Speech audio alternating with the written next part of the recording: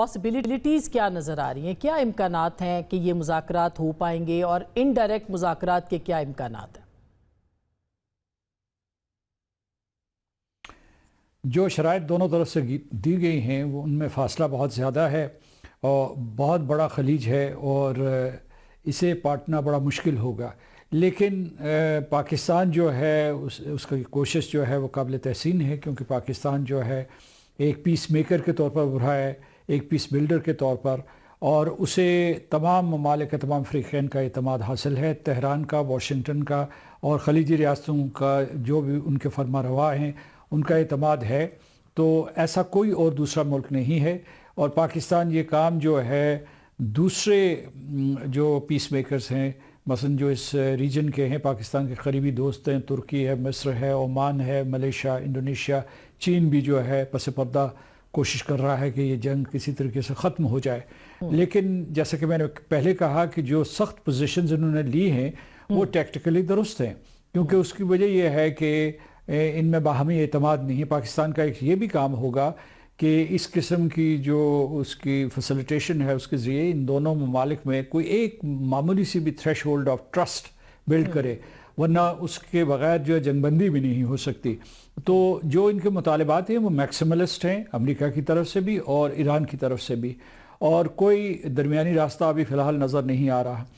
امریکہ جو ہے اس کے اس وقت جو سب سے تشویشناک صورتحال ہے وہ یہ ہے کہ اسرائیل نے اپنے آپ کو اس پورے کے پورے عمل سے دور کر دیا، اور انہوں نے کہا کہ انہوں نے لا تعلقی کا اظہار کیا ہے۔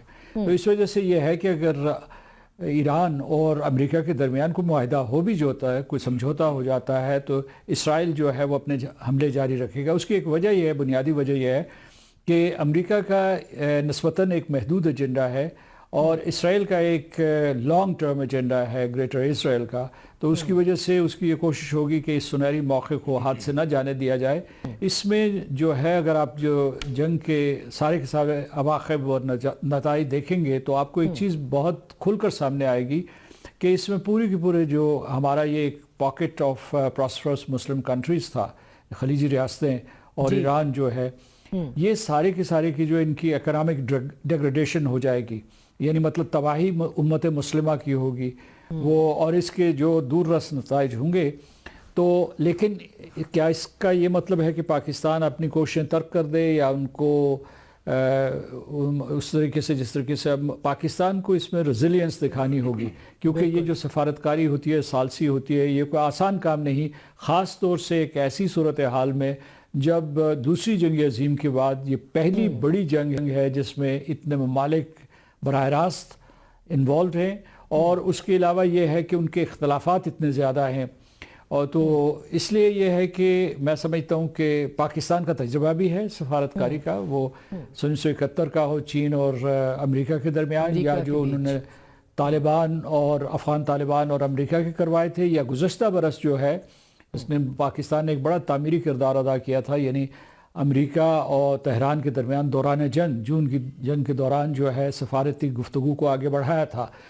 یہ تجربہ تو ہے، لیکن اس وقت جو ہے لوگ جو ہے اپنی سرخ لکیریں کھینچ چکے ہیں، فریقین کی بات کر رہا ہوں، اور پاکستان کے لیے چیلنج بڑھ گیا ہے۔ پاکستان یہ ایک تو اس خطے میں امن و سلامتی کے لیے کر رہا ہے، اور دوسرے جو ہے اپنے قومی مفاد میں بھی کر رہا ہے، کیونکہ پاکستان کو یہ پتہ ہے، اور آپ محسوس کر رہے ہیں عوام کی سطح پہ جو ہے اس کا پین، اس کا سٹریس جو ہے ہم سارے کے سارے محسوس کر رہے ہیں، اور ہم چاہتے ہیں کہ جلد از جلد یہ جنگ ختم ہو، کیونکہ نہ صرف عالمی منڈیوں میں بلکہ خود پاکستان کی جتنی بھی جو ہے معاشی آپ نے جیسے اور دوسرے جو تجارتی معاملات ہیں وہ درم برم ہو گئے۔ جی بالکل، ایک ٹائٹ روپ ہے جس پہ پاکستان اس وقت چل رہا ہے، اور پاکستان سے زیادہ کوئی بھی اس وقت اس طرح کی جو ایک رسی ہے جس کے اوپر، یا پولیس رات ہے جس پہ سے گزر رہا ہے۔ یہ بھی بتائیے گا کہ چین کیا کردار ہے، کیونکہ پاکستان کے یہاں جتنے بھی سفراء ہیں، چین، رشیا اور ایران، ان تینوں کے ساتھ جو بات چیت ہوئی ہے اس کے بعد یہ معاملات آگے بڑھے ہیں، تو چین اور روس کیا آگے جا کے کردار ادا کر سکتے ہیں؟ صدر پوٹن نے ابھی حال ہی میں بیان دیا ہے، میرا حال کل کا بیان ہے ان کا، اور انہوں نے یہ کہا ہے کہ وہ بھرپور مدد کریں گے ایران کی. اور اس کے بعد کسی نے پوچھا کہ جناب آپ کو تو ان کا زیادہ ساتھ دینا چاہیے تھا. اس نے کہا کہ میں فوج کشی کرتا. کہتا ہے کہ فوج کشی میں اس لیے نہیں کر سکتا تھا کہ ہماری فوج یہاں پھنسی ہوئی ہے. لیکن جو صدر پوٹن نے نہیں بتایا، یہ وہاں ایک ورلڈ اکنامک فورم میں وہ تقریر کر رہے تھے، وہاں شاید جو ہے اس کا روس کے اندر ہو رہا ہے. تو اس میں انہوں نے یہ کہا کہ یعنی مطلب جو انہوں نے نہیں بات بتائی وہ یہ ہے کہ وہ ٹیکنالوجی کی ساری مدد کرتے ہیں. یہ جو میسائل ٹیکنالوجی ہے یا ڈرونز ہے، اس سلسلے میں ان کی معاونت رہی ہے. اسی طریقے سے جو ایڈوانس ٹیکنالوجی وہ چین نے ایران کو مہیا کی ہے. اور پھر یہ بھی میں بتاؤں گا کہ چین نے جو BRI belt and road initiative کے تحت تقریباً $400 بلین کی یہاں انویسٹمنٹ کی ہوئی ہے. مطلب درجہ بدرجہ ہوگی لیکن وہ ایران میں کی ہوئی ہے. ابھی بھی اس جنگ میں بھی جو ہے بہت بڑی ان کی ٹیکنالوجیکل سپورٹ رہی ہے. آپ کو یہ میں بتاتا ہوں کہ وہ وینزویلا ہو یا ایران ہو، اصل حملہ چین کے اوپر ہے، کیونکہ چین ہی ان دو ملکوں سے بھاری مقدار میں تیل خریدتا تھا اور گیس بھی خریدتا تھا، اور اس کی جو صنعت و حرفت ہے وہ اس کے اوپر انحصار کرتی تھی. تو اس وجہ سے یہ ہے کہ یہ حملہ چین کے اوپر بھی ہے. لہٰذا چین جو ہے اس نے ایک غیر معمولی قدم اٹھایا اس مرتبہ. عام طور پہ وہ ایسا نہیں کرتے رہتے، مبہم الفاظ استعمال کرتے ہیں، زبانی الفاظ استعمال کرتے ہیں، لیکن اپنا پیغام دیتے رہتے ہیں. اس مرتبہ ان کے سفیر نے یہاں اسلام آباد میں بیٹھ کے پریس کانفرنس کر کے پاکستان کے اس کردار کی تعریف کی ہے اور حمایت کی ہے. اور دوسری طرف جو ہے ملیشیا کی طرف سے ملیشیا کے وزیر اعظم نے بھی پاکستان کی سفارتکاری کی کوششوں کی تعریف کی ہے.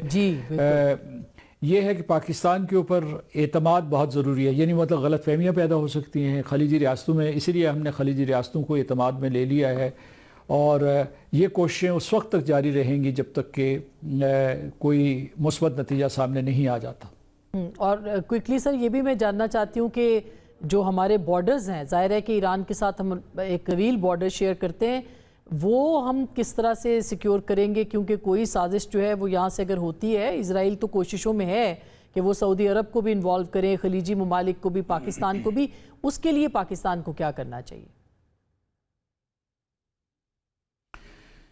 سب سے بڑا خطرہ یہ ہے اس جنگ کا کہ اگر ایران میں ایک متبادل نظام آتا ہے تو ہمارے لیے ایران کے ساتھ معاملے طے کرنے میں بڑی غیر یقینی کیفیت پیدا ہو جائے گی. دوسری بات یہ ہے کہ اس وقت جو جنگ ہو رہی ہے اس کی وجہ سے جو ایران کا نظام پورے طریقے سے درہم بھرم ہوا ہے، تو اس کا ہندوستان فائدہ اٹھا رہا ہے اور اٹھائے گا.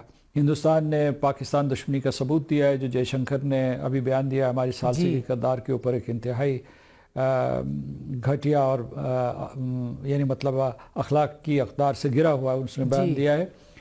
ان سے ان کی بدنیتی ظاہر ہوئی ہے، لیکن اس سے زیادہ یہ ہے کہ ہندوستان کی چونکہ ایران کے اندر اس قسم کے سپائنگ، سراغ رسانی اور جاسوسی کے نیٹ ورکس موجود ہیں جو پاکستان کو نشانہ بناتے ہیں، اور انہوں نے کچھ لوگوں کو بھرتی کیا ہوا ہے اور ان کے ذریعے جو ہے پاکستان کے اوپر حملے کرواتے ہیں.